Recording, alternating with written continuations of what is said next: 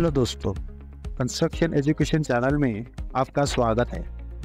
आज हम बात करेंगे कि कंक्रीट में दरारें क्यों आती हैं और इसके क्या कारण होते हैं। इसके साथ ही हम जानेंगे कि कंक्रीट में जॉइंट्स क्यों इम्पोर्टेंस होते हैं और इनके कितने टाइप्स होते हैं। वीडियो शुरू करने से पहले हमारी लेटेस्ट वीडियो देखने के लिए हमारे चैनल को सब्सक्राइब करना और बेल आइकन को क्लिक करना ना भूलें, जिससे आपसे construction related informative videos miss ना हो। तो बिना किसी देरी के चलिए शुरू करते हैं।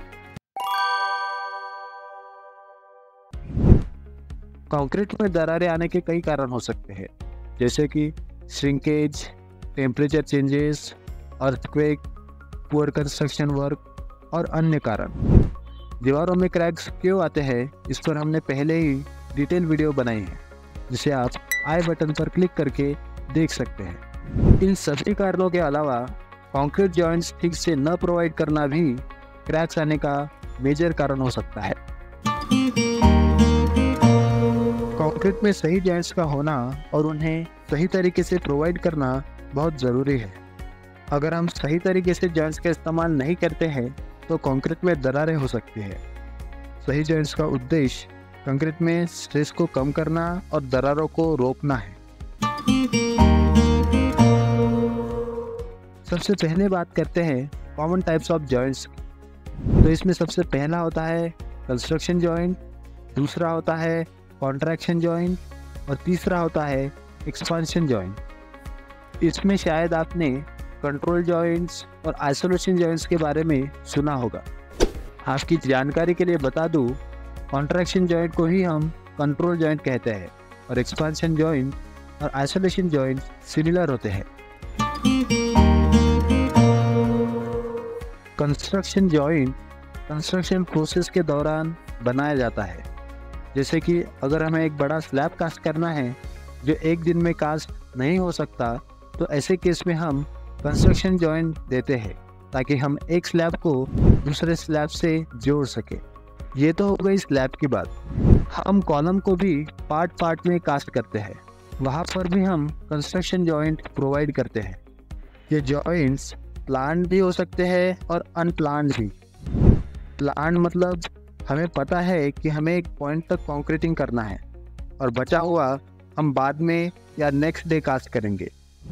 अनप्लान्ड मतलब कभी कभी साइट पर सिचुएशन के हिसाब से हम पूरा कंक्रीट कास्ट नहीं कर पाते, जैसे कि कभी मटेरियल खत्म हो जाता है या फिर हमारी प्लानिंग गड़बड़ा गई और हमें डिले करना पड़ा, तब हम कंस्ट्रक्शन जॉइंट देते हैं। तो अब आप समझ गए होंगे कि कंस्ट्रक्शन जॉइंट क्या होता है।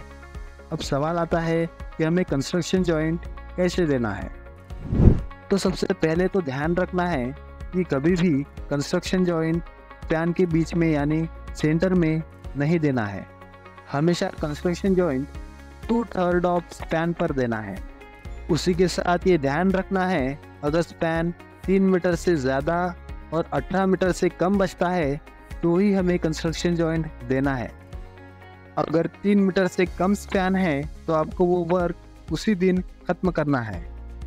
कॉलम के केस में जब भी हम कंक्रीट का नेक्स्ट पार्ट कास्ट करते हैं तो ओल्ड पार्ट में हम शियर की प्रोवाइड करते हैं, मतलब एक गट्टे जैसा बना देते हैं जिससे वो जॉइंट मजबूत बन सके।